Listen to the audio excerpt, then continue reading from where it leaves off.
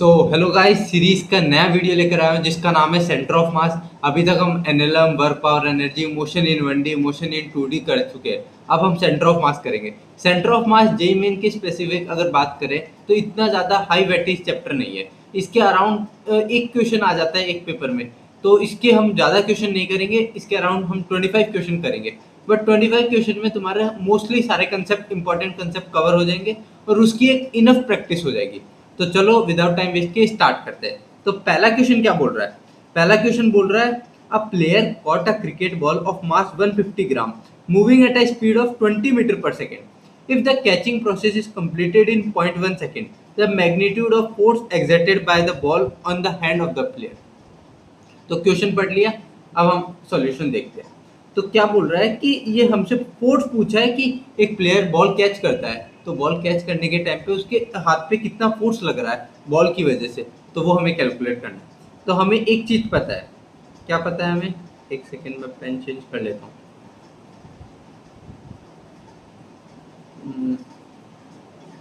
हाँ, हमें एक चीज पता है कि एफ, एक सेकेंड, ये भी थोड़ा सा कम है, इसकी थिकनेस, थोड़ी थिकनेस बढ़ा देते हैं। हाँ, तो हमें एक चीज पता है कि F is equal to D P by D T होता है।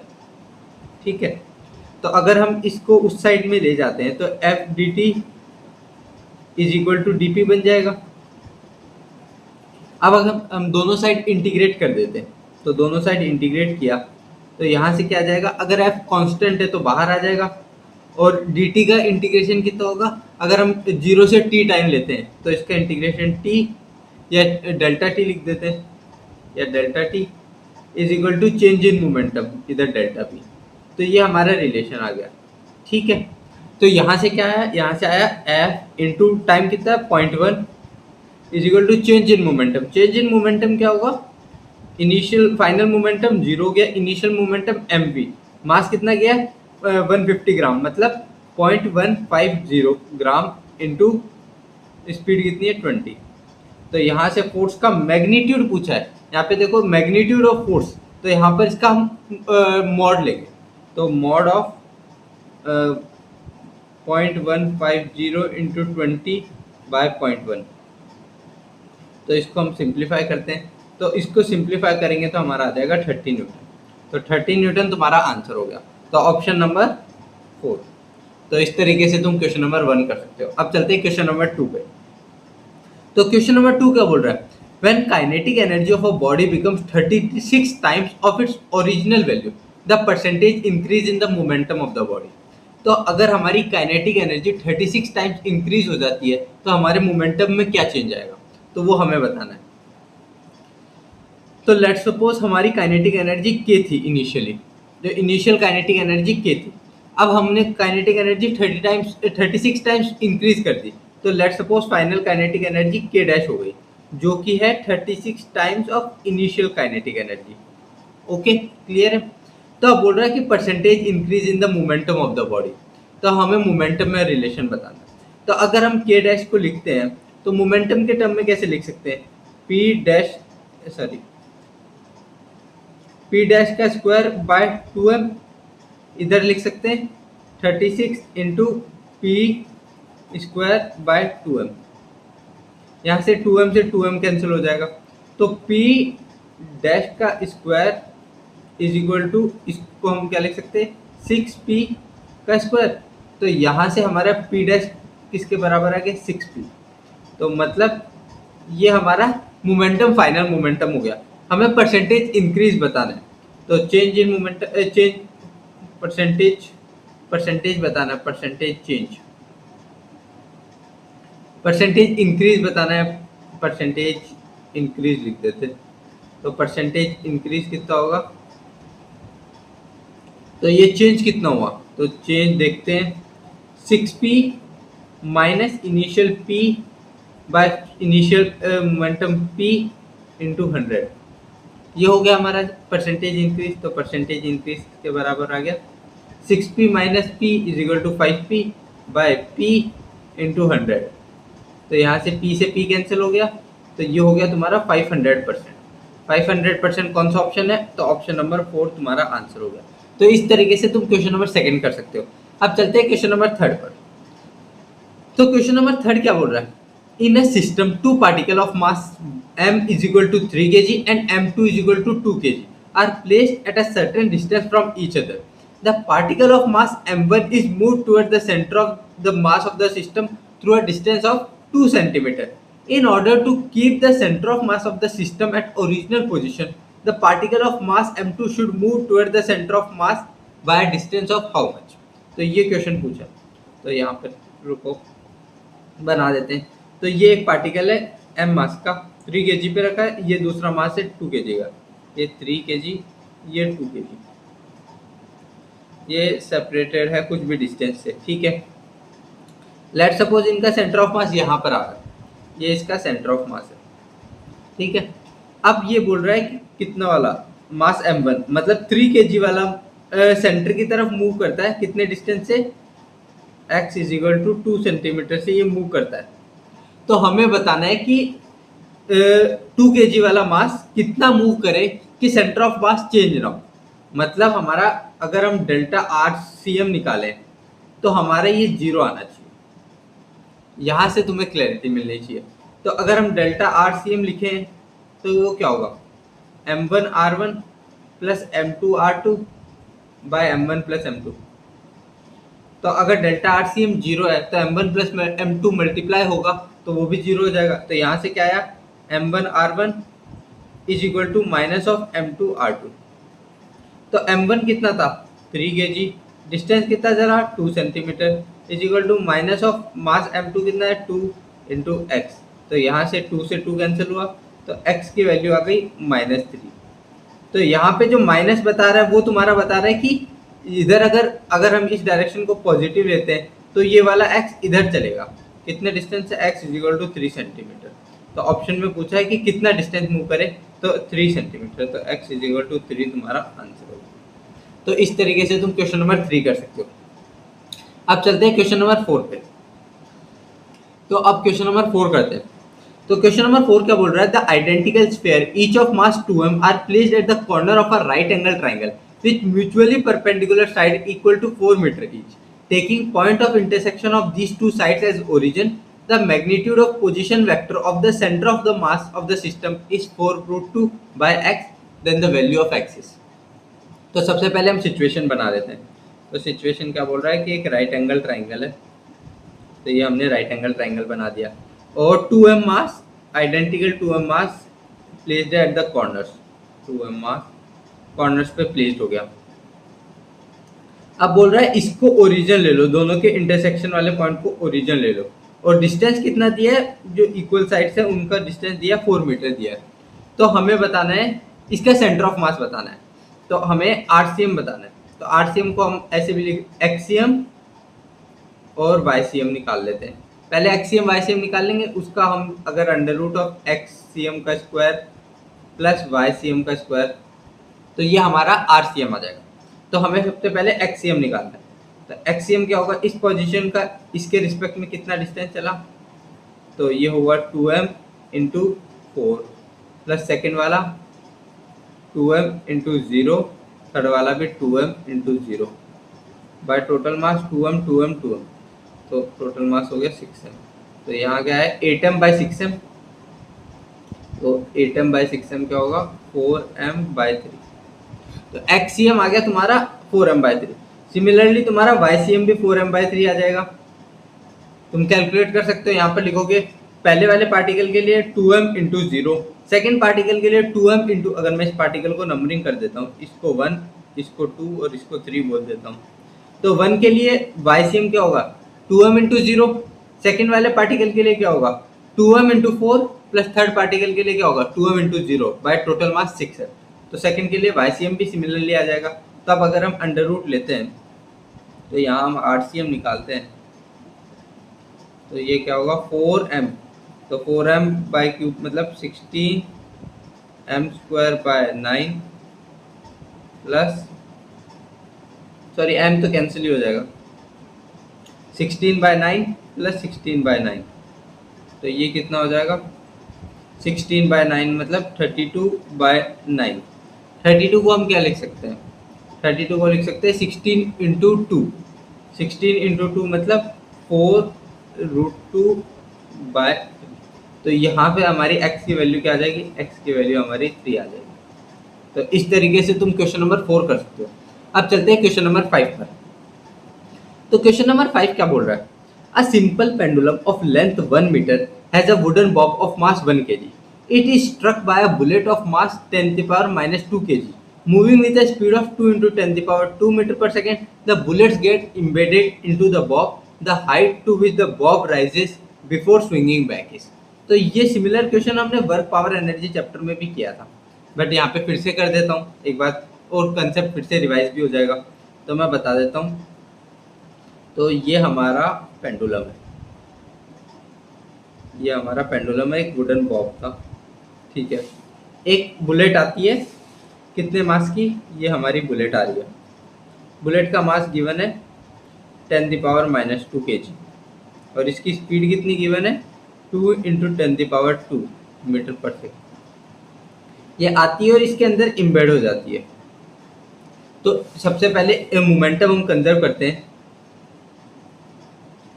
तो अगर हम मोमेंटम करते हैं तो P initial is equal to P final.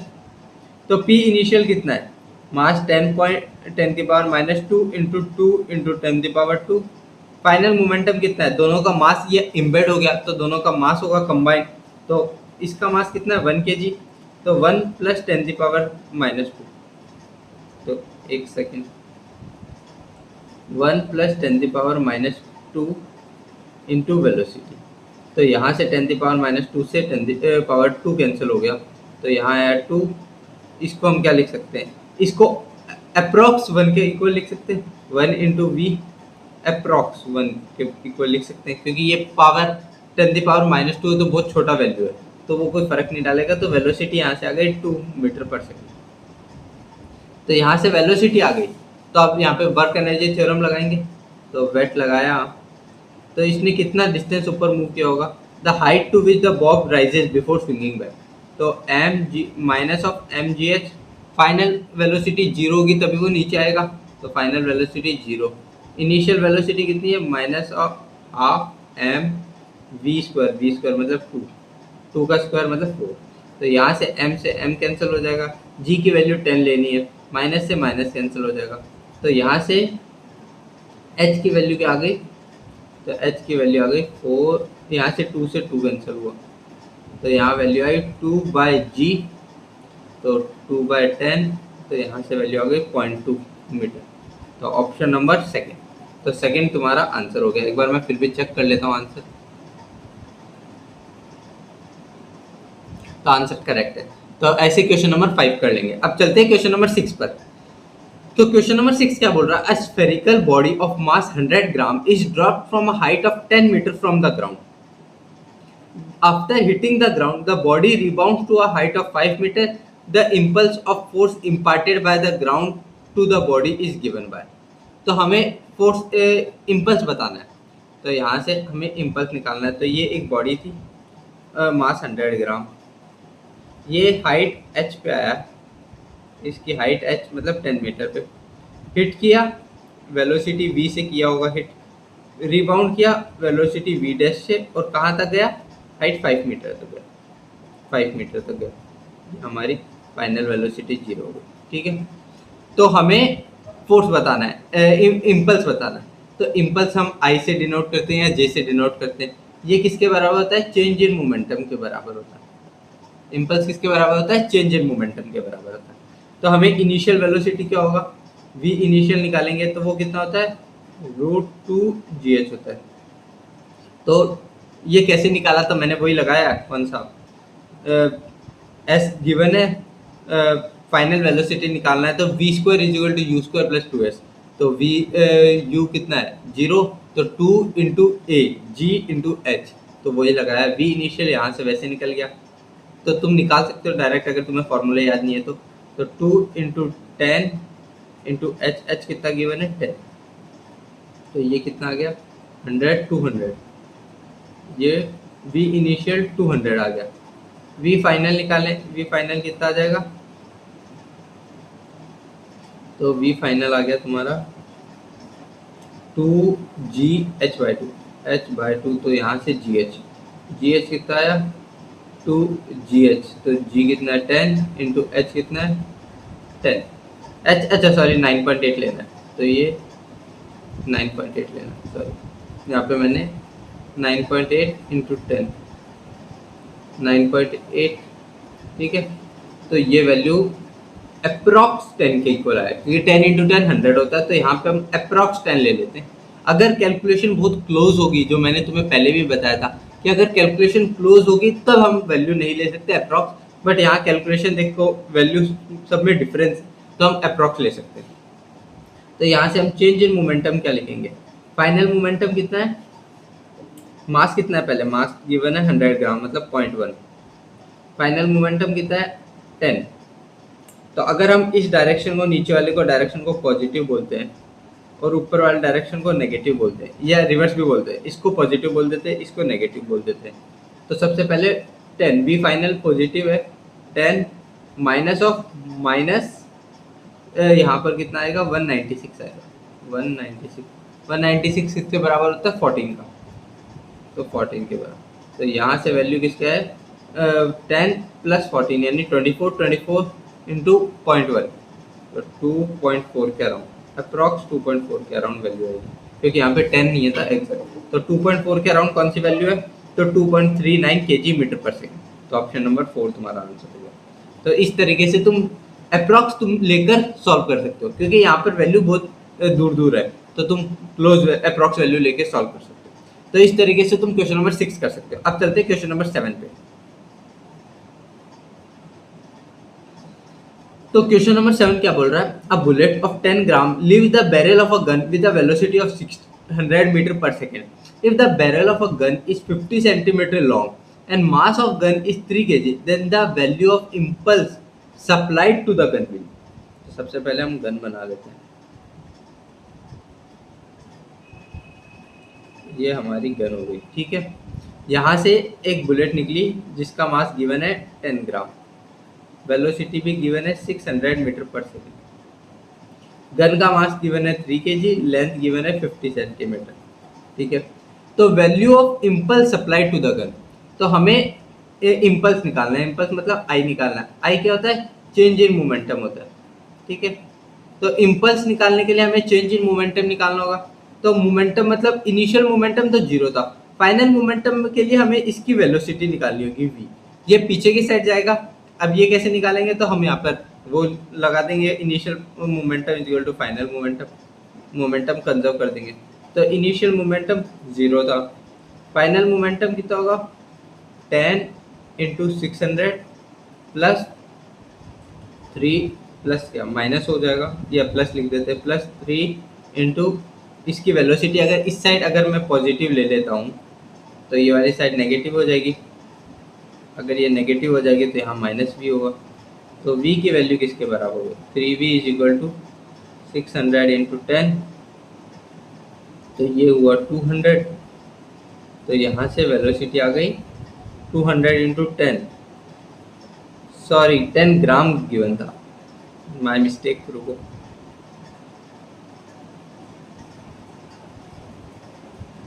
तो ये हुआ 0 इज इक्वल टू 10 ग्राम, 10 ग्राम को हम लिख सकते हैं 10/1000 लिखेंगे, तो 1/100 इंटू वेलोसिटी कितनी है 600 प्लस मास कितना है 3 इंटू वेलोसिटी माइनस में। तो यहाँ से पहले ये कैंसिल हुआ, इससे ये कैंसिल हुआ, तो वेलोसिटी किसके बराबर आ जाएगी 3v इज इक्वल टू 6, तो v इज इक्वल टू 2 आ जाएगा। तो यहाँ से वेलोसिटी आ गई, तो हमें चेंज इन मोमेंटम बताना है। तो चेंज इन मोमेंटम क्या होगा, फाइनल मोमेंटम कितना है, इनिशियल मोमेंटम 0 हो गया, इनिशियल मोमेंटम 0 हो गया, फाइनल मोमेंटम कितना है, चेंज इन मोमेंटम हो गया m, मास कितना है 3 इंटू v2, तो यहाँ पर आया 6 -6 न्यूटन। अब माइनस तो क्या तुम्हारा डायरेक्शन बता रहा है, मतलब फोर्स तुम्हारा किस डायरेक्शन में लगेगा, मतलब फोर्स तुम्हारा इस डायरेक्शन में लगेगा, किस डायरेक्शन में, फोर्स तुम्हारा इस डायरेक्शन में लगेगा। तो यहाँ पे फोर्स और मैग्नीट्यूड की बात करें तो F is equal to impulse की वैल्यू हो गई 6 न्यूटन। तो इस तरीके से तुम क्वेश्चन सॉल्व कर सकते हो। तो अब हम चलते हैं क्वेश्चन नंबर 8 पे। एक बार फिर भी मैं आंसर चेक कर लेता हूँ सही है क्या।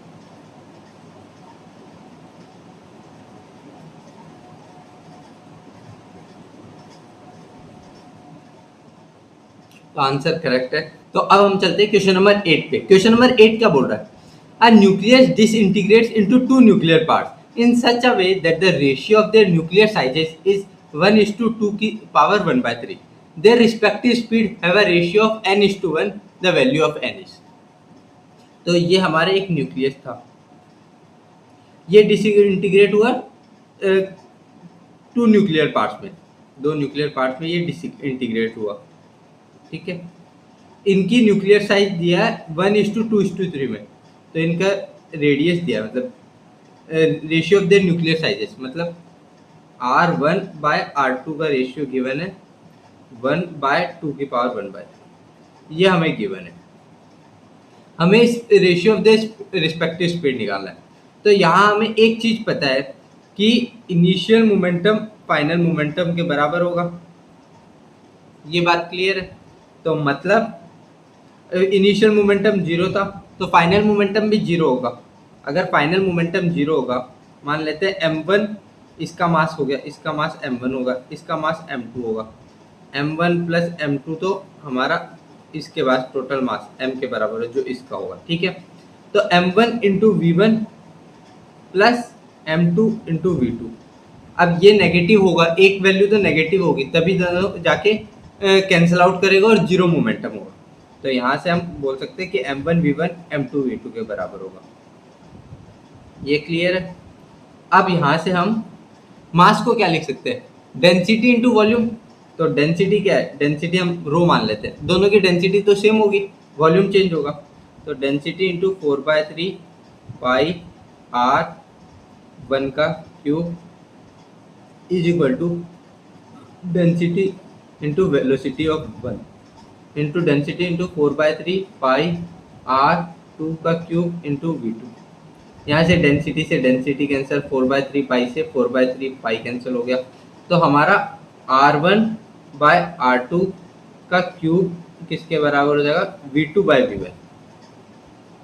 V2/V1 हो जाएगा। तो R1/R2 का रेशियो क्या गिवन है? 1:2 की पावर 1/3, इसकी पावर 1/3 हुआ। तो ये V2/V1 हुआ। तो V2/V1 कितना हो जाएगा?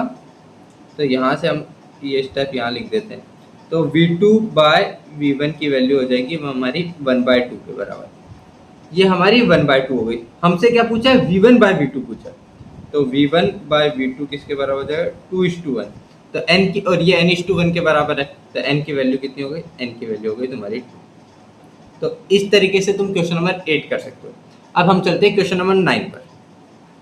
तो क्वेश्चन नंबर 9 क्या बोल रहा है? Figure ABCD show variation of force with time. तो हमें इम्पल्स बताना है। इम्पल्स क्या होता है? Area under the curve. तो जिसका एरिया सबसे ज्यादा हो जाएगा उसका इम्पल्स सबसे ज्यादा होगा।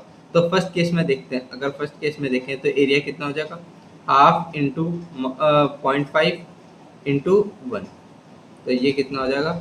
0.25 होगा। सेकेंड केस की बात करें तो सेकेंड केस में कितना हो जाएगा? 2 इंटू 0.5 यानी 1 हो गया। थर्ड केस की बात करें तो हाफ इंटू 0.75 इंटू 1 हो गया, मतलब ये किसके बराबर हो जाएगा?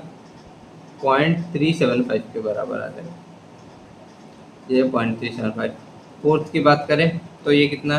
सिमिलरली हाफ इंटू 2 इंटू 0.5, तो यहाँ से ये भी 0.5 के बराबर है। तो ऑप्शन नंबर सेकंड में तुम्हारा सबसे ज़्यादा एरिया आ रहा है, मतलब मूवमेंट इम्पल्स सबसे ज़्यादा इसकी होगी, मतलब फिगर बी। फिगर बी मतलब option number second. Option number second तुम्हारा आंसर है। तो इस तरीके से तुम ये ग्राफिकल क्वेश्चन भी आते हैं, ईजी आता है, तो इस तरीके से तुम क्वेश्चन नंबर 9 भी कर सकते हो। अब हम चलते हैं क्वेश्चन नंबर 10 पर। तो क्वेश्चन नंबर 10 क्या बोल रहा है? 100 balls each of mass m moving with a speed v simultaneously strikes a ball normally and reflected back with same speed in time t second. The total force exerted by the balls on the ball. तो ये हमारा एक ball है, ये 100 balls है, 100 balls, ये 100 balls आ रही है, ये v वेलोसिटी से जा रही है और वापस v वेलोसिटी से आ रही है। तो हमें फोर्स बताना है। तो फोर्स में हमने बताया था F dot delta T is equal to M dot M क्या डेल्टा पी के बराबर हो जाएगा। तो यहाँ से हमें एफ निकालना है, तो एफ क्या होगा delta P bye delta t. तो चेंज इन मोमेंटम कितना हुआ, एम वी से गई और एम वी से वापस आई, तो M we minus of minus M we, तो ये कितना हो जाएगा 2 MV। ये एक बॉल की वजह से, तो हमारे पास टोटल 100 बॉल है, तो 100 बॉल्स की वजह से कितना हो जाएगा 200 MV। तो यहाँ पर 200 मल्टीप्लाई कर, इसको डायरेक्ट यहाँ से लिखते हैं, तो 200 MV। और टाइम कितना गिवन है t सेकेंड, तो चेंज इन टाइम तो गिवन है t, तो ये हमारा फोर्स हो जाएगा। तो option number 200 MV by t, तो सेकेंड आंसर होगा। तो इस तरीके से ये भी काफ़ी इजी क्वेश्चन था, क्वेश्चन नंबर 10। अब हम चलते हैं क्वेश्चन नंबर 11 पर। क्वेश्चन नंबर 11 क्या बोल रहा है, a ball of mass 200 gram rest on a vertical post of height 20 metre, a bullet of mass 10 gram travelling in horizontal direction hit the center of the ball. After collision, both travel independently. The ball hits the ground at a distance of 30 meter and the bullet at a distance of 120 meter from the foot of the post. The value of initial velocity of the bullet will be. तो सबसे पहले situation बना लेते हैं, रुको। ये हमारा पोल होगा, इसके ऊपर क्या है, एक सेकेंड, ये हमारा पोल है, इसके ऊपर हमारी 10 ग्राम की एक बॉल रखी है, ठीक है। इसके अलावा यहाँ से इसकी हाइट कितनी दी है पोल की 20 मीटर। अब एक बुलेट आती है, लेट सपोज v वेलोसिटी से आती है और 200 ग्राम उसका मास है, 0.2 kg लिख सकते हो या 200 ग्राम। ये इसको हिट करती है, हिट करने के बाद लेट सपोज इसकी वेलोसिटी v हो जाती है, v1 हो जाती है, या इसको हम हाँ v1 हो जाती है, और जो बुलेट है उसकी वेलोसिटी v2 हो जाती है। अब जो बुलेट है, एक सेकेंड,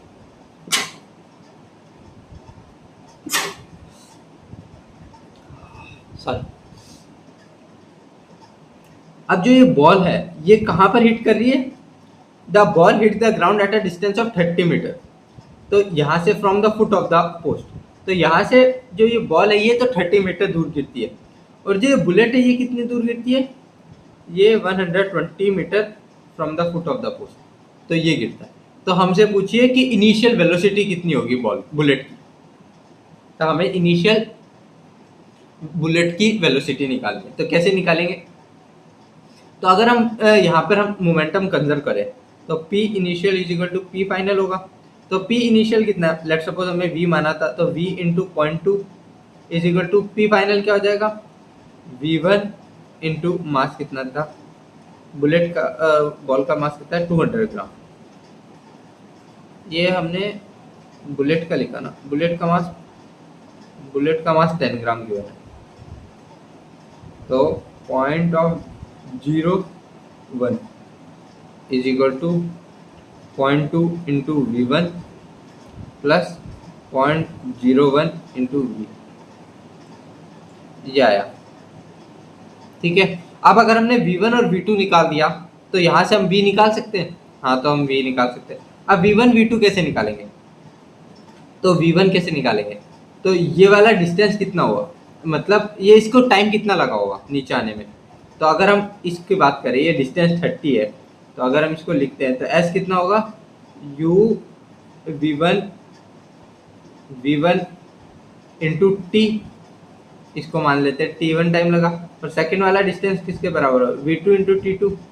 अब टाइम किसके बराबर है, तो टाइम होता है तुम्हारा T1 होगा √2h/g, सेकंड के लिए भी टाइम क्या होगा, T2 is equal to √2h/g। तो अब टाइम कितना होता है, टाइम निकाल देते हैं, T1 is equal to T2 is equal to T होगा, कितना होगा √2h/g। तो 2 इंटू h कितना है 20/g, g की वैल्यू हम 10 लेंगे, तो 10, तो यहाँ से टाइम आ गया 2 सेकेंड, तो यहाँ से टाइम 2 सेकेंड आ गया। तो अगर हम यहाँ पर नेक्स्ट पेज एक पेज ऐड कर लेते हैं, तो हमारा था कि S is equal to V1 T1, और टाइम तो दोनों का कॉमन था तो हम T ले लेते हैं, ठीक है। तो S1 is equal to V1 into T, और S2 क्या था V2 इंटू T, तो S1 कितना है 30 मीटर, V1 वाले के लिए वेलोसिटी इसके लिए हाँ 30 मीटर है, तो 30 बाय टाइम, टाइम कितना 2 सेकेंड V1 आ जाएगा, मतलब V1 की वैल्यू आ गई 15 मीटर पर सेकेंड। और सिमिलरली V2 निकालेंगे तो कितना था 120 बाय 2, तो यहाँ से हमारा V2 की वैल्यू आ गई 60 मीटर पर सेकेंड। तो हमारी दोनों वेलोसिटी आ गई, तो हम फाइनल वेलोसिटी निकाल सकते हैं। तो क्या लिखेंगे v into 0.01 is equal to 0.2 into 15, 0.2 into 15 plus 0.01 into 60। तो ये सिंप्लीफाई करते हैं तो कितना आ जाएगा 15, इसको लिख सकते हैं 2/10 इंटू 15 प्लस 1/100 इंटू 60। तो और इधर क्या है v इंटू 1/100, ठीक है। तो अगर हम इसको सिंप्लीफाई करते हैं तो कितना हुआ, ये 3 जा जाएगा, ये 2 जा जाएगा, ये 2 से ये 2 कैंसिल हो जाएगा, और यहाँ पे ये 1 0 से 1 0 चला गया, ये 3 जा जाएगा, ये 5 जा जाएगा। तो यहाँ आया 3 प्लस 3/5, तो एलसीएम लेते हैं तो 515, 15 प्लस 3/5, मतलब यहाँ पे 15 प्लस 3 तो 18/5। तो v into 1/100 is equal to 18/5 आ रहा है। तो 18 इंटू 100/5, तो ये 25 गया, तो 25 इंटू 18 कितना होता है, तो 25 इंटू 18 अगर हम करेंगे 8 5 40, 4 कैरी ऊपर, 8 1 जाए तो 16, 16 4 20, 20 25। तो ये वैल्यू किसके बराबर है 054, तो वैल्यू 415 न्यूटन के बराबर है। तो ऑप्शन गलत हो गया, रुको, तो यहाँ 20 आएगा, तो ये हुआ 20, तो कितना होगा, इसको इरेज करता हूँ, तो ये हुआ 20 इंटू 18, तो 18 ये किसके बराबर हो जाएगा 360 मीटर पर सेकेंड। तो ये तुम्हारा आंसर हो गया, तो ऑप्शन नंबर 4। तो यहाँ कैलकुलेशन का बहुत ध्यान रखना है, कैलकुलेशन गलत हुई तो तुम्हारा टाइम भी चला जाएगा और मार्क्स भी चले जाएंगे, तो इसलिए कैलकुलेशन पे स्पेशली ध्यान देना। अब चलते हैं क्वेश्चन नंबर 12 पे। A nucleus disintegrates into two smaller parts which have their velocity in the ratio 3:1, the ratio of their nuclear size। वहाँ न्यूक्लियर साइज गिवन थी, वेलोसिटी का रेशियो पूछा था, यहाँ वेलोसिटी की रेशियो गिवन है, न्यूक्लियर साइज का रेशियो पूछा है। तो ये तुम्हारे लिए होमवर्क है, इसका आंसर कमेंट सेक्शन में बताना। तो अब हम चलते हैं क्वेश्चन नंबर 13 पर। अब क्वेश्चन नंबर 13 करते हैं। क्वेश्चन नंबर 13 क्या बोल रहा है, a ball of mass 0.15 kg hits the wall with its initial speed of 12 metre per second and bounces back without changing its initial speed. If the force applied by the wall on the ball during the contact is 100 Newton, calculate the time duration of the contact of the ball with the wall। तो यहाँ पर हमें force given है, F given है कितना 100 Newton given है। अब F क्या होता है, delta P by delta T के बराबर हो जाएगा। तो यहाँ से हमारा डेल्टा P क्या होगा, चेंज इन मोमेंटम कितना है, तो डेल्टा एम वी, मास कितना गिवन है 0.15 into velocity, delta m v लिख सकते हैं, डेल्टा एम वी किसके बराबर हो जाएगा, कि अगर ये जा रहा है और वापस आ रहा है तो सेम स्पीड से, तो ये 2 एम वी के बराबर हो जाएगा, 2 into m v by t, यहाँ से टी निकालना है ना, तो टी और ये फोर्स के बराबर, तो यहाँ से टी निकालेंगे 2 एम वी बाई फोर्स, तो 2 इंटू मास कितना है 0.15 इंटू वेलोसिटी कितनी गिवन है 12 बाय फोर्स कितना गिवन है 100। तो इसको अगर हम सिंप्लीफाई करें तो यहाँ पर मैं सिंप्लीफाई कर रहा हूँ, ठीक है, सॉरी थोड़ा बड़ा एरो बना दिया, यहाँ मैं सिंप्लीफाई कर रहा हूँ, तो 2 इंटू 15 बाय 100 इंटू 100 इंटू 12। तो अगर मैं इसको सिंप्लीफाई करता हूँ तो 2 इंटू 15 30 इंटू 12 कितना होता है, 30 इंटू 12 0 6 30 0 6 3, तो ये हो गया 360 बाय 10, तो 1 0 से 1 0 कैंसिल हुआ, तो 1 2 3, तो ये इसकी वैल्यू हो जाएगी 1 2 3, तो 0.036 सेकेंड। तो ऑप्शन नंबर बी। तो इस तरीके से ये तो काफ़ी इजी क्वेश्चन था। तो इस तरीके से क्वेश्चन नंबर 13 कर सकते हो। अब चलते हैं क्वेश्चन नंबर 14 पर। तो क्वेश्चन नंबर 14 क्या बोल रहा है, 2 billiard ball of mass 0.05 kg each moving in opposite direction with 10 meter per second collides and rebound with the same speed. If the time duration of contact is t is equal to 0.05 second, then what is the force exerted on the ball due to each other? एक ball है, एक second, एक ball है 0.05 kg, दूसरी भी ball है 0.05 kg, दोनों move कर रहे हैं एक साइड में अपोजिट डायरेक्शन में, कितना 10 मीटर पर सेकंड से, दोनों 10 मीटर पर सेकंड से मूव कर रहे हैं। कोलाइड करने के बाद वापस रिबाउंड करते हैं सेम स्पीड से। तो हमें बताना है कि फोर्स कितना एक्सर्टेड है। तो फोर्स क्या होता है, delta P bye delta T. Delta P क्या होगा, अगर ये सेम स्पीड से आ रहा है और वापस सेम स्पीड से जा रहा है तो कितना मोमेंटम बताया था, change in momentum M we minus of minus M v, क्योंकि डायरेक्शन चेंज हो गया ना, तो 2 एम वी, तो 2 m v by delta t. तो 2 एम वी कितना है, 2 इंटू मास कितना है 0.05 इंटू वेलोसिटी कितना है 10 बाय चेंज इन वो कितना है 0.005 सेकेंड। तो इसको सिंप्लीफाई करें तो 2 इंटू 5 बाय 100 आ गया, इंटू 10 नीचे कितना आ जाएगा 5 बाय ऊपर चला जाएगा 1 2 3 1000 आ गया। तो यहाँ से 5 से 5 कैंसिल हो गया, 1 0 से 1 0, 1 0 से 1 0, तो ये कितना आ जाए 100, 100 इंटू 2 200, तो 200 न्यूटन तुम्हारा आंसर है। तो ऑप्शन नंबर बी। तो इस तरीके से तुम क्वेश्चन नंबर 14 कर सकते हो। अब चलते हैं क्वेश्चन नंबर 15 पर। तो क्वेश्चन नंबर 15 एक अच्छा क्वेश्चन बोल सकते हैं या ठीक क्वेश्चन है, ओके क्वेश्चन है। What percentage of kinetic energy of a moving particle is transferred to a stationary particle when it strike the stationary particle of 5 time its mass, assume the collision to be head on elastic collision. ठीक है, तो हम पहले before collision का case बनाते हैं। Before collision क्या हो रहा है, बिफोर कोलिजन हो रहा है, एक बॉल है जिसका मान let suppose f m, second ball है जिसका mass 5 time of its mass, तो 5 एम है, ये रेस्ट पे है, ये लेट सपोज v वेलोसिटी से मूव कर रहा है, ये हमारा हो गया बिफोर कोलिजन। आफ्टर कोलिजन क्या होगा, after collision let suppose m वाला v1 से मूव कर रहा है और 5m वाला v2 से मूव कर रहा है। तो हमें बताना है कि जो v वेलोसिटी v1 में चली गई तो ये चेंज वेलोसिटी का कितना हो। तो हमें यहाँ पर परसेंटेज काइनेटिक एनर्जी कितनी चेंज हो गई, तो हमें वो निकालना है। तो अगर हम पहले v निकाल लेते तो हम यहाँ से काइनेटिक एनर्जी निकाल लेंगे, फिर हम v1 निकाल लेते तो वहाँ से काइनेटिक एनर्जी निकाल लेंगे, तो दोनों का चेंज कर लेंगे, चेंज निकाल देंगे, तो वो हमारा क्वेश्चन का आंसर हो जाएगा। तो सबसे पहले हम कैसे निकालेंगे, तो सबसे पहले हम मोमेंटम कंसिडर करेंगे, P initial equal to P final. तो P इनिशियल कितना है, P initial equal to P final. Initial क्या है m इंटू वी, फाइनल कितना हो जाएगा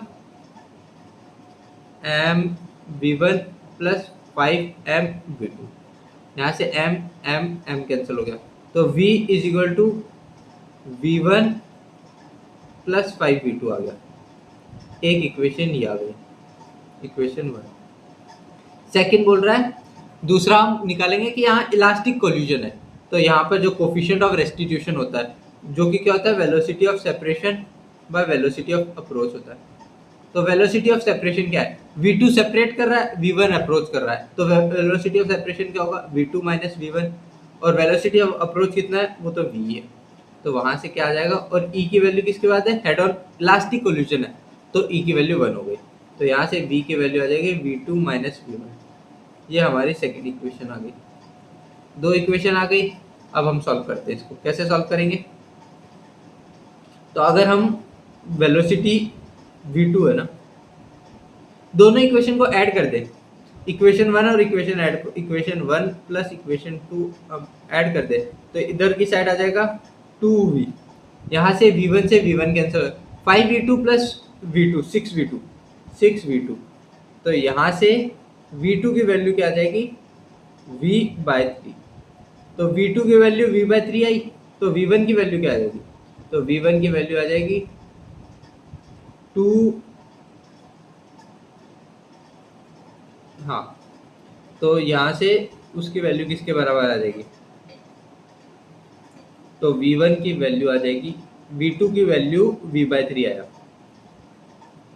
तो v is equal to v/3 minus of v1 करेंगे। इक्वेशन सेकंड से कर रहा हूँ ये, फ्रॉम सेकंड, फ्रॉम सेकंड। तो यहाँ से क्या होगा, v1 उस साइड चला गया, ये इधर आएगा, तो यहाँ से v1 की वैल्यू कितनी आ जाएगी? -2v/3 आ गई। तो मतलब हमने जो वेलोसिटी मानी थी v1 की, वो अपोजिट डायरेक्शन में होगी। हमने डायरेक्शन ये मानी है, ये वाली डायरेक्शन v1 की मानी है, v1 जाएगा इस साइड में, कितनी वेलोसिटी है? 2v/3 से। तो ये हमारी ये बात हो गई। अब हमें बताना है कि what percentage of kinetic energy of a moving particle transfer हो गया, तो चेंज बताना है। तो यहाँ पर इनिशियल काइनेटिक एनर्जी कितनी थी? Half M we square. Final kinetic energy कितनी हो गई? हाफ एम, कितनी थी? 2v/3 ना, 2v/3 का स्क्वायर करेंगे तो 4v²/9 आ गया। ये फाइनल काइनेटिक एनर्जी। तो चेंज बोला है, परसेंटेज चेंज बताना है, तो परसेंटेज चेंज क्या होगा?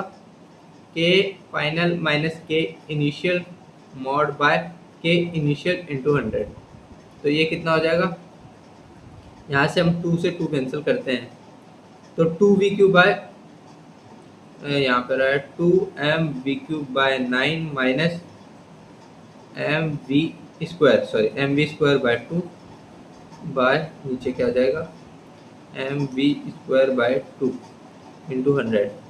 m से m कैंसिल हो गया, m v² से v² कैंसिल हो गया, तो ऊपर आया 2/9 माइनस हाफ। तो इसको अगर हम 9 से मल्टीप्लाई करते तो उधर आया 2, एक सेकेंड, यहाँ पर अगर हम 18 एलसीएम ले लेते हैं, 18 एलसीएम लेते हैं, तो उसको मल्टीप्लाई करेंगे 9 से, तो 9 18 माइनस इसको मल्टीप्लाई करेंगे 9 से, उसको मल्टीप्लाई करेंगे 2 से, सॉरी, तो 4 माइनस इसको मल्टीप्लाई करेंगे 9 से, तो 4 माइनस 9 बाय नीचे था 1/2। तो यहाँ से 18 से ये 9 जा चला गया, तो माइनस 5/9 आया, 5/9 इंटू 100, बट यहाँ मोड था तो इंटू 100, तो 5/9 इंटू 100, तो 5/9 इंटू 100 करेंगे तो ये हुआ 500/9, जिसकी वैल्यू आती है 55.55%। तो ऑप्शन देखते हैं कौन सा 55.55, तो ऑप्शन नंबर सी। तो सी तुम्हारा आंसर होगा। तो इस तरीके से तुम क्वेश्चन नंबर 25 कर सकते हो। अब चलते हैं क्वेश्चन नंबर 26, क्वेश्चन नंबर 16 पे। 25 क्या कर सकते हो, क्वेश्चन नंबर हम 15 कर सकते हो। अब हम चलते हैं क्वेश्चन नंबर 16 पर। तो 16th क्वेश्चन क्या बोल रहा है? A pendulum of length 2 metre consist of a wooden bob of mass 50 gram. A bullet of mass 75 gram is fired towards the stationary bob with speed v. The bullet emerges out of the bob with a speed v/3 and the bob just completes the vertical circle. The value of v is. तो हमें v की value बतानी है। तो हमें सबसे बोल रहा है कि ये वर्टिकल सर्कल कंप्लीट कर रहा है। तो वर्टिकल सर्कल अगर कंप्लीट कर रहा है तो इसकी स्पीड कितनी होगी? जस्ट कंप्लीट कर रहा है तो इसकी स्पीड होती है 5g/r। ये तुमने सर्कुलर मोशन चैप्टर पढ़ा होगा तो वहाँ पढ़ा होगा, और अगर नहीं भी पढ़ा है तो मैं वर्क एनर्जी थ्योरम लगाकर सॉल्व कर सकते हो। कैसे वर्क एनर्जी थ्योरम लगाओगे? कितना डिस्टेंस चला होगा mg, अगर हम r डिस्टेंस माने तो कितना हुआ? Minus of mg into 2r is equal to final, वहाँ पर टॉप मोस्ट पॉइंट पर टेंशन 0 होती है, T plus mg is equal to mv²/r होता है। और टॉप मोस्ट पॉइंट पर अगर वो सर्कल से नीचे लोएस्ट मिनिमम वेलोसिटी गिवन है तो टॉप मोस्ट पे टेंशन 0 हो जाएगी। तो यहाँ से टेंशन तो 0 हो गया, तो mg is equal to mv²/m से m कैंसिल हो जाएगा, तो यहाँ से v कितना आ जाएगा? √gr। तो ये वेलोसिटी इनिशियल फाइनल वेलोसिटी हम पुट करेंगे half into m into g r plus sorry minus of half m v²। तो यहाँ से v निकालोगे तो वो कितना आ जाएगा? √5gr आ जाएगा। तुम कैलकुलेट कर सकते हो। तो ये मैंने तुम्हें समझाने के लिए बता दिया था।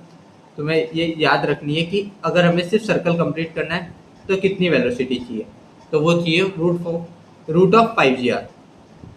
अब हमें निकालना है रूट ऑफ 5 GR चाहिए थी। अब हम यहाँ पे मोमेंटम कंजर्व करते हैं, p initial equal to p final. तो पी इनिशियल कितना गिवन था कि बुलेट आ रही है मास 75 ग्राम, 75 ग्राम मतलब 75/1000 इंटू वेलोसिटी क्या है v।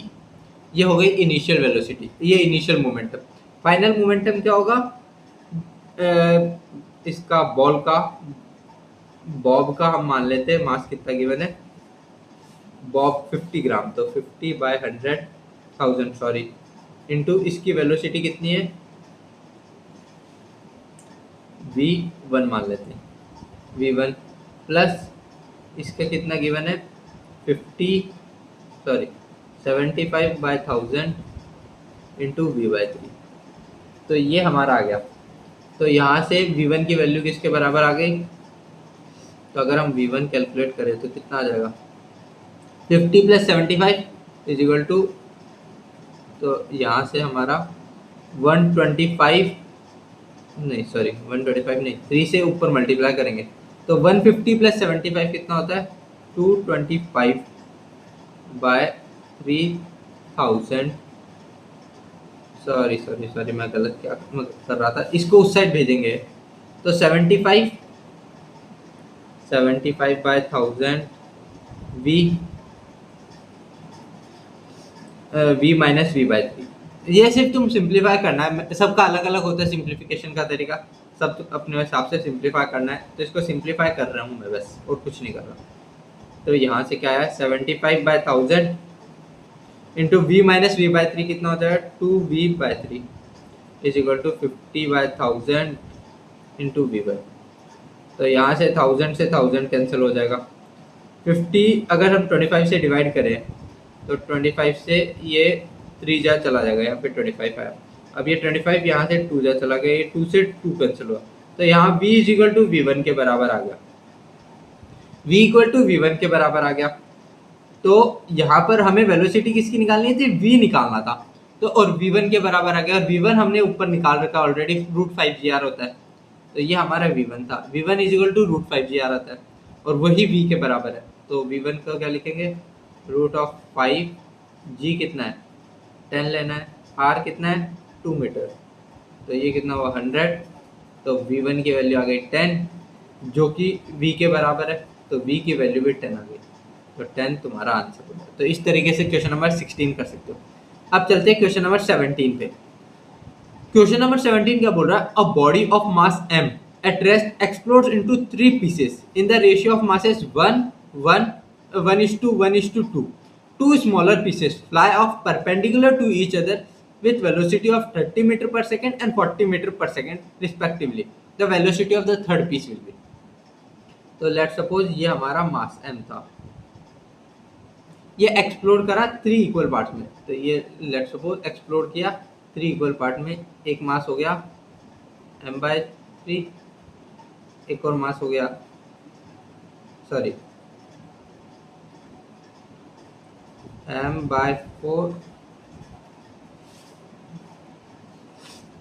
m/4, दूसरा भी मास हो गया m/4, और एक और हो गया तीसरा 2m/4, यानी m/2 लिख सकते हैं, या 2m/4।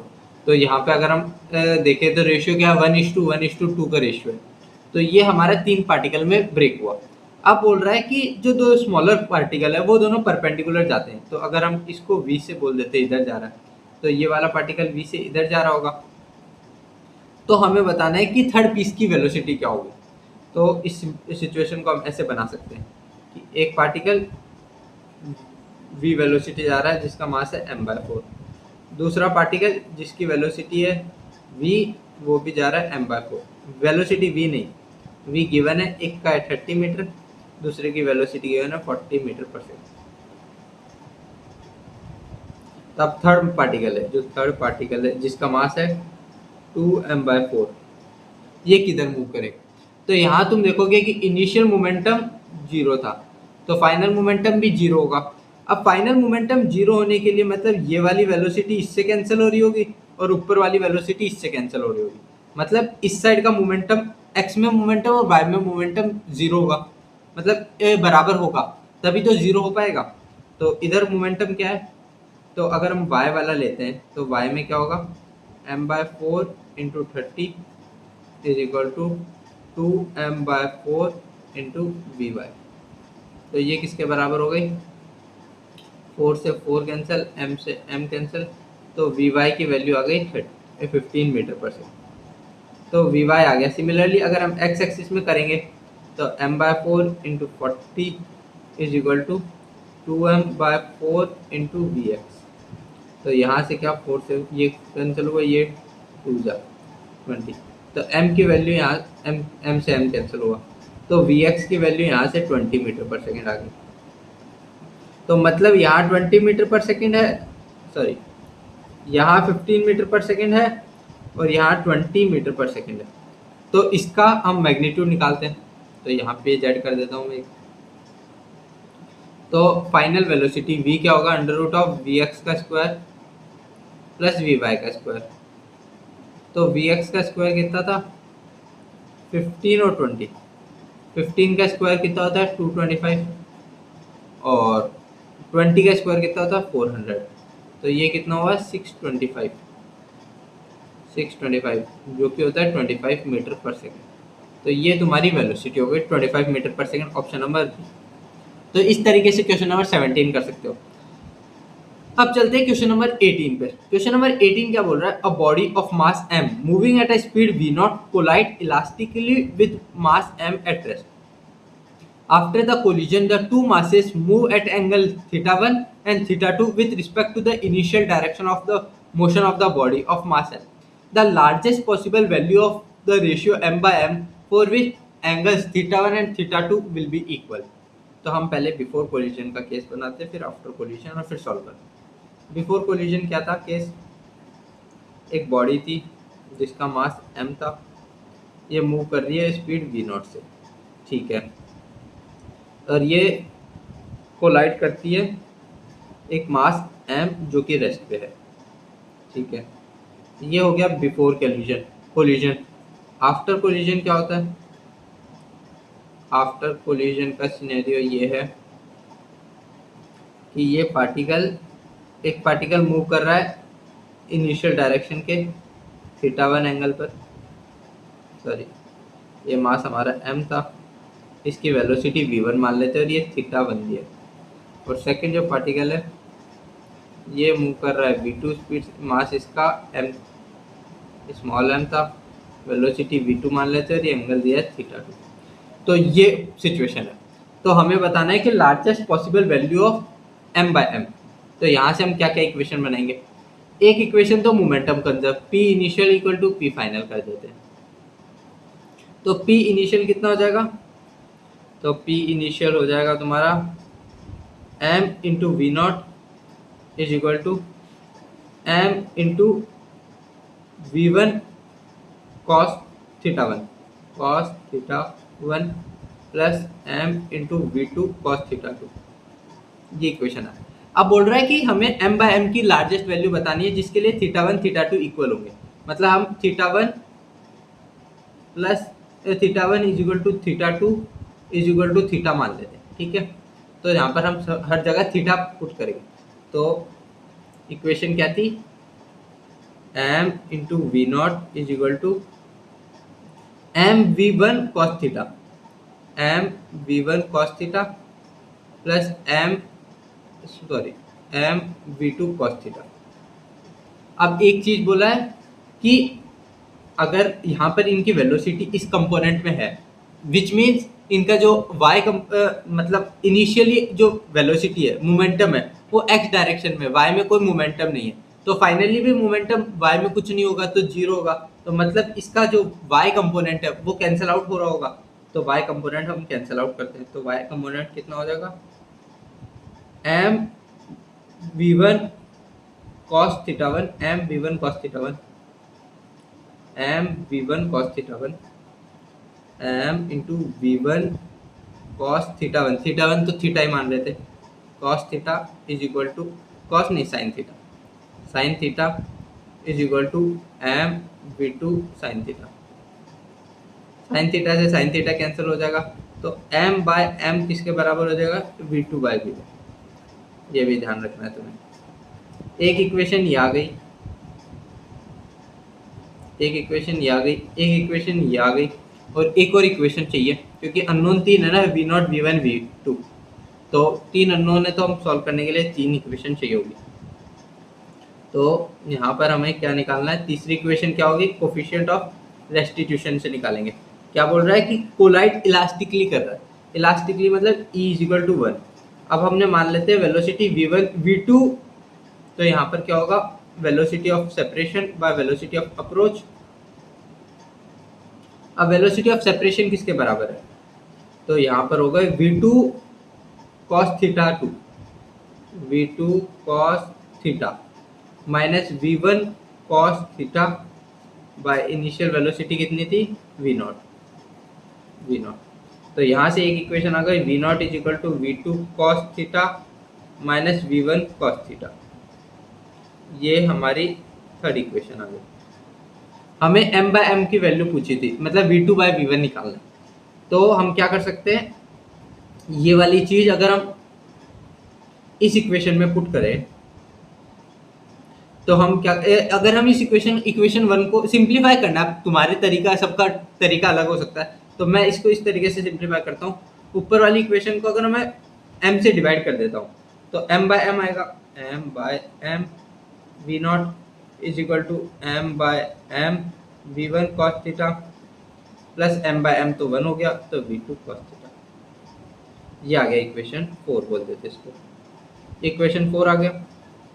तो अब m बाय m की वैल्यू कितनी गिवन है, v2 बाय v1, तो v2 by v1 into we naught is equal to v2 by v1 into v1 cos theta plus v2 cos theta. तो यहाँ से v1 से v1 कैंसिल हो गया, तो v2 cos theta plus v2 cos theta.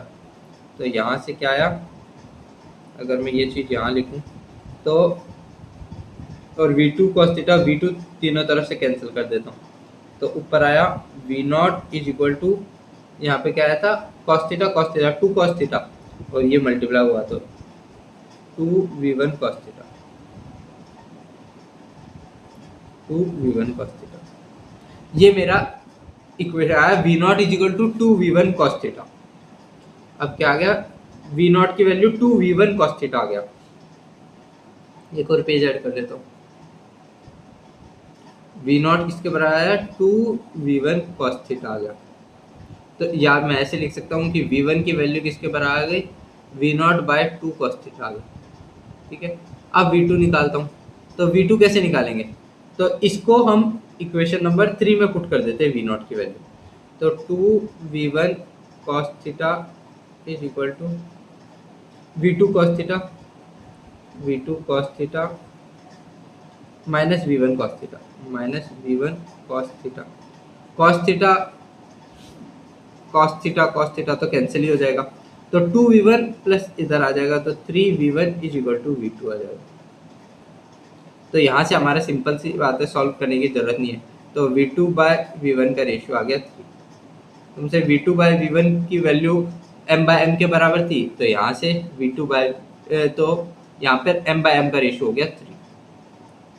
रुको, इसका आंसर मैं अलग पेन से लिख देता हूँ, वरना कन्फ्यूजन हो जाएगा। तो answer option number 3, option number 3 क्या आंसर 3 होगा ऑप्शन, तो आंसर 3 का 3 ऑप्शन ही है, तो ऑप्शन नंबर 3 इसका आंसर हो गया। तो इस तरीके से तुम इस क्वेश्चन को सॉल्व कर सकते हो। अब चलते हैं हम नेक्स्ट क्वेश्चन पे। नेक्स्ट क्वेश्चन नंबर 19 क्या बोल रहा है, तो क्वेश्चन नंबर 19 बोल रहा है 3 object A B C are kept in a straight line on a frictionless horizontal surface. The masses A, B, C are m, 2m and 2m respectively. A moves towards B with a speed of 9 meter per second and makes an elastic collision with it. Thereafter, B makes a complete inelastic collision with C. All motion occurs along same straight line. The final speed of C is. तो हमें C की final speed बतानी है। तो A कितने से m था, ये 9 मीटर पर सेकेंड से मूव कर रहा है। B हमारा 2m है जो हमारा रेस्ट पे था। आफ्टर कोलिजन क्या हुआ, लेट सपोज मान लेते हैं कि m मूव कर रहा है v1 से, 2m मूव कर रहा है v2 से। तो v1 v2 कैसे निकालेंगे? तो अगर हम मोमेंटम कंजर्व करते हैं तो क्या आएगा, m into 9 is equal to m v1 plus 2m v2। तो यहाँ से m कैंसिल हुआ, तो v1 plus 2v2 is equal to 9 आ गया। तो एक इक्वेशन ये आ गई। दूसरा क्या बोल रहा है कि पहला कोलिजन इलास्टिक कोलिजन है, मतलब E इक्वल टू 1 होगा। तो E equal to 1 that is velocity of separation, यानी v2 माइनस v1 बाय 9। तो यहाँ से 9 किसके बराबर है, v2 माइनस v1। ये इक्वेशन सेकंड हो गई। दो इक्वेशन, दो अननोन सॉल्व करते हैं, दोनों को सॉल्व करते हैं। तो यहाँ से क्या आएगा, v2 अगर हम दोनों को ऐड कर देते हैं तो v1 से v1 कैंसिल हो जाएगा। तो क्या आएगा, 3v2 is equal to 18, 3v2 is equal to 18। तो v2 की वैल्यू कितनी आ गई, 6। तो यहाँ से हमारी v2 की वैल्यू 6 आ गई। अब हमें v1 निकालने का मतलब नहीं है, क्योंकि हमें क्वेश्चन में बोल रहा है कि ये जब इसकी वेलोसिटी इससे कोलाइड करता है तब हमें बतानी है c की वेलोसिटी। तो अब हम सेकंड केस देखते हैं, पेज ऐड कर देता हूँ। हमारे यहाँ पर v2 की वैल्यू 6 मीटर पर सेकंड आ गया। अब सेकंड केस में क्या बोल रहा है कि इन इलास्टिक कोलिजन है। In elastic, perfectly in elastic collision का मतलब है कि दोनों बॉडी कंबाइन हो जाएगी, मतलब दोनों बॉडी साथ में चलेगी। अगर दोनों बॉडी साथ में चलेगी, मान लो पहले ये 2m था, 6 मीटर से मूव कर रहा, ये बॉडी 2m था, ये रेस्ट पे था। आफ्टर कोलिजन क्या हुआ, ये कंबाइन बन गया, लेट्स सपोज 4m, और ये मूव कर रहा है v से। तो हम मोमेंटम कंजर्व कर देते हैं। तो कितना, 2m into 6 is equal to 4m into v. तो m से m कैंसिल हो गया, 12 इज इक्वल टू 4v। तो v की वैल्यू कितनी आ गई, 3 मीटर पर सेकेंड। तो ये option number 3 metre per second, यानी ऑप्शन नंबर 4 तुम्हारा आंसर होगा। तो मैं इसको लिख देता हूँ। तो फोर्थ ऑप्शन तुम्हारा आंसर हो गया। तो इस तरीके से क्वेश्चन नंबर 19 कर सकते हो। अब चलते हैं क्वेश्चन नंबर 20 पे। तो क्वेश्चन नंबर 20 बोल रहा है, a body having specific charge 8 microcoulomb per gram is resting on a frictionless plane at a distance 10 centimetre from the wall. It start moving toward the wall when a uniform electric field of 100 volt per meter is applied horizontally towards the wall. If the collision of the body with the wall is perfectly elastic, then the time period of the motion is. तो अगर कोई charge है Q, ये तुम्हें ये electrostatics का एक छोटा सा कंसेप्ट है कि अगर कोई चार्ज इलेक्ट्रिक फील्ड E में रखा है, ये इलेक्ट्रिक फील्ड E में रखा है, तो इस पे फोर्स कितना लगेगा, Q इंटू E। ये तुम्हारा इलेक्ट्रोस्टैटिक्स का कंसेप्ट है, तुम्हें याद रखना है। इतना छोटा सा कंसेप्ट यूज होगा, उसके अलावा कुछ यूज नहीं होगा। तो F is equal to q into u हुआ, तो फोर्स क्या हो जाएगा, तो एक्सेलरेशन अगर हम लिखेंगे तो एक्सेलरेशन क्या हो जाएगा, क्यू ई बाय मास। तो क्यू कितना गिवन है, 8 माइक्रोकूलम, माइक्रोकूलम मतलब 10⁻⁻⁶। इलेक्ट्रिक फील्ड कितना गिवन है, 100, यानी 10⁻², बाय मास कितना गिवन है, 1 ग्राम पर ग्राम बोला है। पर ग्राम मतलब 1 ग्राम, 1 ग्राम को हम क्या लिख सकते हैं, 10³ kg।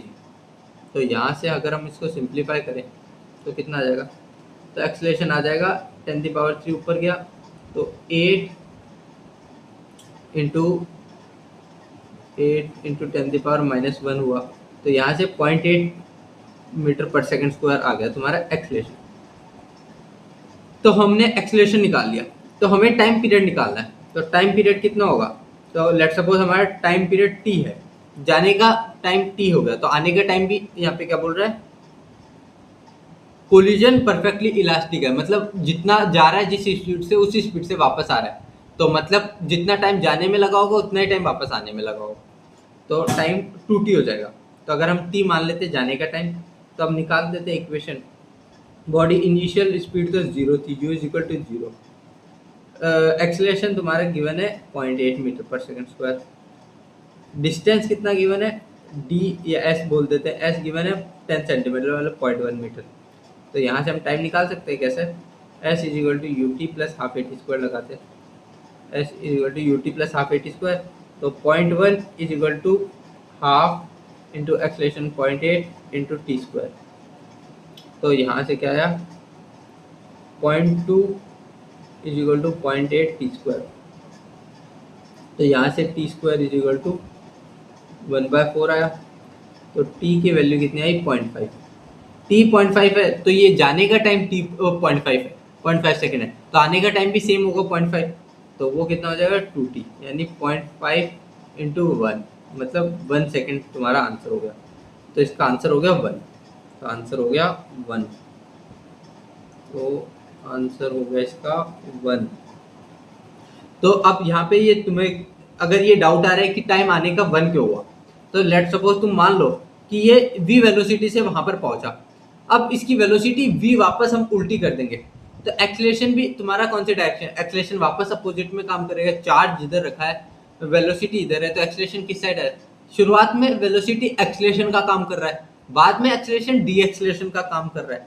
तो ये वो वाला केस हो गया तुम्हारा, क्या बोलते हैं कि हाँ, मतलब इस तरीके से समझ सकते हो कि पहले एक्सेलरेशन जो इनिशियल वेलोसिटी थी वो तुम्हारी फाइनल वेलोसिटी बन गई, और जो फाइनल वेलोसिटी थी वो तुम्हारी इनिशियल वेलोसिटी बन गई, और एक्सेलरेशन तुम्हारा पहले एक्सेलरेशन था फिर डी एक्सेलरेशन हो गया। तो तुम्हारा टाइम पीरियड सेम आएगा। अगर तुम्हें कंफ्यूजन है कि टाइम पीरियड सेम क्यों आएगा, तो तुम लेकर देख सकते हो कि वेलोसिटी फाइनल कितनी, पहले वेलोसिटी फाइनल निकाल लो। वही वेलोसिटी तुम्हारे लिए जब वापस इलास्टिक कोलिजन है तो ये सेम वेलोसिटी तुम्हारी इनिशियल वेलोसिटी बन जाएगी। तो तुम इनिशियल वेलोसिटी निकालो, इनिशियल वेलोसिटी गिवन है, फाइनल वेलोसिटी तुम्हें 0 करनी है, एक्सेलरेशन तुम्हें गिवन है, तो वहां से निकालोगे तो भी तुम्हारा टाइम सेम आएगा। तो ये तो कंसेप्ट नॉर्मली है वो वाला। अगर ग्रेविटी से ऊपर जा रहा है और नीचे आ रहा है तो आने जाने का टाइम पीरियड सेम होता है, तो वही बोल रहा है कि आने जाने का टाइम पीरियड सेम होगा। तो इसका आंसर हो गया 1। अब चलते हैं क्वेश्चन नंबर 21 पे। नंबर 21 करते हैं। क्वेश्चन नंबर 21 क्या बोल रहा है, an object of mass m1 collides with another object of mass m2 which is at rest. After the collision, the object move with equal speed in opposite direction. The ratio of masses m2 is to m1 is. तो let suppose ये हमारा मास m1 था, ये move करते हैं v0 speed से। ये हमारा मास m2 है जो कि रेस्ट पे था। आफ्टर कोलिजन क्या होगा, m1 मूव कर रहा है v वेलोसिटी से, और m2 भी मूव कर रहा है v वेलोसिटी से। ठीक है, तो हमें m1 m2 is to m1 बताना है। तो सबसे पहले मोमेंटम कंजर्व करते हैं, p initial equal to p final. तो p इनिशियल कितना हो जाएगा, m1 into we naught is equal to minus of m1 into v plus m2 into v. मैंने इस डायरेक्शन को पॉजिटिव बोल दिया है और इस डायरेक्शन को नेगेटिव बोला है। ठीक है, तो यहाँ से एक रिलेशन ये आ गया। एक रिलेशन हमारा आएगा कोफिशिएंट ऑफ रेस्टिट्यूशन से, तो एक पेज और ऐड कर देता हूँ। दूसरा है E इज इक्वल टू 1, क्या velocity of separation, velocity of separation दोनों ऐड हो जाएगा v प्लस वी, और अप्रोच की वेलोसिटी कितनी है v0। तो यहाँ से क्या आ जाएगा, v0 is equal to 2 times of v आ जाएगा। तो ये हमारी इक्वेशन सेकंड आ गई। अब यहाँ पर जैसे क्वेश्चन में स्पेशली मेंशन नहीं किया हुआ कहीं भी कि ये इलास्टिक कोलिजन है, बट तुम्हें पता है कि इस क्वेश्चन को अगर तुम सॉल्व करोगे तो सॉल्व करने के लिए तुम्हें कुछ तो मानना पड़ेगा, क्योंकि एक इक्वेशन से तुम 2 अननोन तो सॉल्व नहीं कर सकते ना। तुम्हें 2 अननोन सॉल्व करना है तो उसके लिए तुम्हें 2 इक्वेशन चाहिए होगी। तो यहाँ पर जहाँ नहीं गिवन होता है तो वहाँ तुम अपने से मान सकते हो कि मतलब इलास्टिक कोलिजन है। इन इलास्टिक नहीं मानना, इलास्टिक कोलिजन मानते हैं इक्वल टू 1। ठीक है, तो ये चीज़ तुम्हें ध्यान रखनी है पेपर में। तो यहाँ से v0 2v के बराबर आ गया, तो मैं पुट करता हूँ m1 into 2v is equal to m minus m1v minus m1v plus m2v plus m2v। तो यहाँ से मैं क्या v से v कैंसिल कर देता हूँ तीनों साइड से। तो क्या आया m1, ये माइनस m1 इस साइड आएगा, तो plus m1 2m1 plus m1 is equal to m2 आया। तो यहाँ से 3m1 is equal to m2 आया। तो m2 इज टू m1 क्या आया, ये आ गया 3। तो ऑप्शन आ जाएगा 3:1। 3:1 मतलब ऑप्शन नंबर 1। तो आंसर है तुम्हारा ऑप्शन नंबर 1। तो आंसर 1 हो गया। ठीक है, अब चलते हैं क्वेश्चन नंबर 22 पे। तो क्वेश्चन नंबर 22 क्या बोल रहा है, a ball of mass 10 kg moving with a velocity of 10√3 metre per second along the X axis hits another ball of mass 20 kg which is at rest. After the collision, first balls come to rest while the second ball disintegrates into 2 equal pieces. One piece start moving along y-axis with speed of 10 meter per second, The second piece start moving at an angle of 30 degree with respect to x-axis. The velocity of the ball at moving at 30 degree with x-axis is x meter per second. The configuration of pieces after collision is shown in the figure below. The value of x to the nearest integer is, ये हमारा एक ball था, मास 10 kg, move कर रहा था 10√3 metre per second से, hits another ball 20 kg जो कि रेस्ट पे था। आफ्टर कोलिजन क्या होगा, ये रेस्ट पे आ गया 10 kg, रेस्ट पे आ गया, जो 20 kg है इसकी कुछ स्पीड हो गई होगी, लेट सपोज v वेलोसिटी हो गई है, ठीक है, ये इसकी वेलोसिटी v हो गई। अब ये यहाँ से डिसइंटीग्रेट हो जाता है दो पार्टिकल में, एक पार्टिकल की जो वेलोसिटी है वो हो जाती है 10 मीटर पर सेकेंड ऊपर की साइड, और दूसरे की हो जाती है, इस डायग्राम को मैं थोड़ा सा साइड में बना देता हूँ वरना कैमरे से ढक जाएगा, या छोटा कर देता हूँ।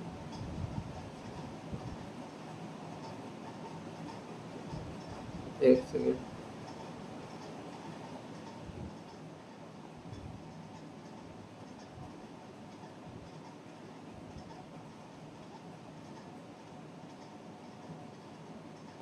इसको मैं यहाँ रख देता हूँ, ठीक है। अब मैं बनाता हूँ, ये सेकंड बॉडी हो गई। सेकंड बॉडी किधर मूव कर रही है, ये इस एंगल पे मूव कर रही है, कितना है, थीटा 30 डिग्री गिवन है। लेट सपोज इसकी velocity x metre per second, x नहीं, इसकी वेलोसिटी v0 बोल देते हैं, ठीक है। ये the velocity of the bull moving at angle 30 degree with x axis, इस x गिवन है, ये सॉरी इसका डायरेक्शन, रुको थोड़ा सा, हाँ, तो ये जो वेलोसिटी है इसकी velocity x metre per second given है, ठीक है।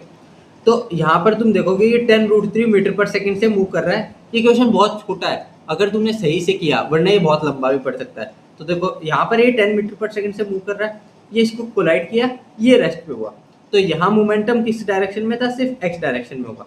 तो वेलोसिटी ये v किस डायरेक्शन में होगी, ये भी x डायरेक्शन में होगी। अब अगर कोई वेलोसिटी y में है ही नहीं, मतलब तो मोमेंटम y में कंजर्व होगा, तो मोमेंटम y में हम कंजर्व कर देंगे। अगर मोमेंटम y में कंजर्व करते हैं तो 1 मिनट में आंसर आ गया।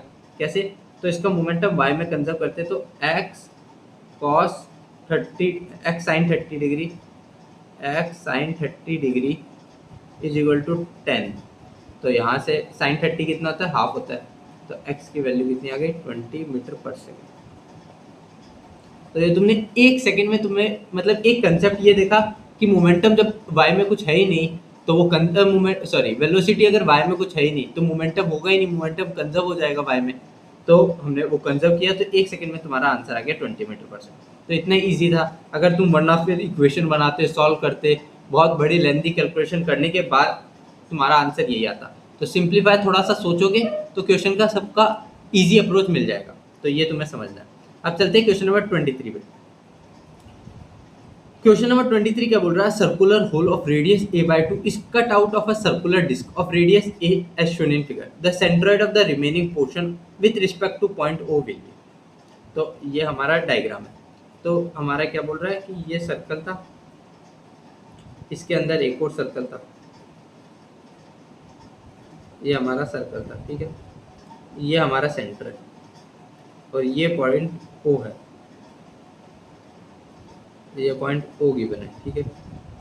ये हमने इसमें से कार्व्ड आउट कर लिया, मतलब ये निकाल दिया। तो हमारे पास जो एरिया बचा है वो कौन सा बचा है, ये वाला एरिया बचा है।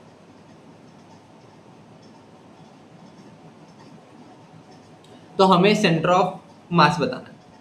सेंटर ऑफ मास मतलब RCM बताना है, या RCM बोल सकते हो। तो RCM को हम क्या लिख सकते हैं, एक्सियम YCM। तो एक चीज तुम देख रहे हो कि यहाँ ये इसके अबाउट सिमेट्री है, ऊपर जैसा है नीचे भी वैसा ही है। तो मतलब मोमेंट ऑफ जो सेंटर ऑफ मास है वो y एक्सिस के अबाउट तो मूव नहीं करेगा, y एक्सिस के अबाउट तो सेंटर में ही रहेगा। अब ये x एक्सिस के अबाउट मूव करेगा क्योंकि इधर मास अलग है और इधर मास अलग है। तो ये moment of inertia centre of मास इस साइड मूव हो जाएगा। तो इस साइड कहाँ पर आएगा, तो यहाँ हम RCM की जगह XCM लिख सकते हैं। सिंपल सी बात है। एक्स सी एम लिख सकते हैं। अब क्या होगा, m1 मास r1 m1 x1 plus m2 x2 bye m1 plus m2। तो लेट सपोज इस चीज को हम ऐसे भी तो लिख बना सकते हैं कि एक फुल सर्कल प्लस एक छोटा सर्कल, ये इसका मास अगर m मानते, इसमें से अगर माइनस इसका मास माइनस m मानते, तो ये भी तो भी यही सिचुएशन बन जाएगी, सेम सिचुएशन बन जाएगी ना। तो यहाँ पर हम क्या लिखेंगे, माइनस ऑफ m2 लिखेंगे। समझ में आया क्यों लिखा है, क्योंकि ये एरिया कार्व आउट निकाल, ये एरिया इससे निकाल रहे, एरिया निकाल रहे, तो मतलब जो टोटल मास है, अगर मास टोटल m है, लेट्स सपोज m नॉट है, तो m नॉट किसके बराबर हो गया, इसको ऐसे भी तो लिख सकते हैं कि टोटल मास m माइनस ये वाला मास हटा दिया, लिख सकते हैं ना। ये m नॉट अगर हमारा जो कार्व आउट के बाद जो मास है, तो उसको हम m माइनस एम भी तो लिख सकते हैं। तो इस तरीके से वो वाला मास हटा दिया, तब क्या, तो हम यहाँ पे नेगेटिव मास यूज करेंगे। ये तुमने कंसेप्ट पढ़ा होगा जब ये जब इसका लेक्चर देखा था, तो ये कंसेप्ट समझ में आया होगा कि हमें कैसे निकालना है। तो यहाँ पर हम m1, अब मास को क्या लिख सकते हैं, डेंसिटी इंटू एरिया, डेंसिटी, क्योंकि ये 2D में है, तो अगर 3D में होता तो वॉल्यूम लेते, ये 2D में है तो डेंसिटी इंटू एरिया करेंगे। तो density, let suppose density rho मान लेते हैं, तो डेंसिटी इंटू एरिया, एरिया कितना होगा, एरिया इसका, एरिया कितना, पाई पूरे वाले का एरिया माने तो pi R square, pi R square, I R की वैल्यू ए दिया है तो पाई ए स्क्वायर होगा, into x1, x1 centre of mass इसका कहाँ पर होगा, अगर हम पूरे को बॉडी को माने तो सेंटर पे होगा, मतलब ए डिस्टेंस पे होगा, ए डिस्टेंस पे होगा, माइनस मास इसका कितना हो जाएगा, रो इंटू पाई ए बाई 2 का square, A square by 4 into इसका सेंटर कहाँ से होगा, यहाँ पर होगा, इसके सेंटर पे कहाँ पर होगा, इसका सेंटर यहाँ होगा, तो ये डिस्टेंस कितना है, a प्लस ए बाई 2, मतलब 3a/2 हो गया। तो 3a/2 डिस्टेंस होगा, तो यहाँ लिखेंगे 3a/2। Total mass m1 plus m2, तो ये कितना हो जाएगा, आ जाएगा m1 प्लस m2। तो m1 प्लस m2 कितना हो जाएगा, m1 plus of minus m2 आएगा ना। तो टोटल मास तो कितना है, rho into pi A square minus rho into pi A square by 4। तो ये आ गया, इसको सिंप्लीफाई करें तो density density density density cancel हो गए, pi A square pi A square pi A square pi A square cancel हो गया। तो एक पेज ऐड कर देता हूँ मैं, तो ये मैंने पेज ऐड कर दिया, तो कितना आया, ऊपर आया ए माइनस कितना, इधर कितना आया था 3a/8, 3a/8, 3a/8, नीचे क्या आ जाएगा 1 माइनस 1/4, 1 माइनस 1/4, 1 माइनस 1/4। तो यहाँ से अगर इसको सिंप्लीफाई करते हैं तो कितना आया 8a माइनस 3 है, तो 5a/8 इज इक्वल टू 3/4। तो ये 4 से ये कितना जाएगा 2 जा चला जाएगा, ये यहाँ 2 जा चला गया। तो यहाँ से वैल्यू किसके बराबर आ गई, 1 माइनस 1/4 3/4 होता है, तो 4 ऊपर गया और 3 नीचे गया, तो यहाँ से ये वैल्यू सिंप्लीफाई होकर आ जाएगी 5a/6। तो 5a/6 कौन सा ऑप्शन है, 5a/6 ऑप्शन है 4। तो 4 तुम्हारा आंसर होगा। तो इस तरीके से तुम क्या कर सकते हो, नेगेटिव एरिया वाला कंसेप्ट यूज करके तुम इसका सेंटर ऑफ मास निकाल सकते हो, कि अगर तुम्हें कोई फुल बॉडी दी हुई है और उसका काफ एरिया, उसके काफ बॉडी का तुम्हें निकालना है, तो तुम उसको फुल बॉडी मानो, माइनस जो बॉडी निकाल दी उसका तुम एरिया निकालोगे। तो इस तरीके से तुम कर सकते हो। अब चलते हैं हम question, last question of this chapter, that is question number 24। A ball with a speed of 9 meter per second collides with another identical ball at rest. After the collision, the direction of each ball makes an angle of 30 degree with the original direction. The ratio of the velocity of the ball after collision.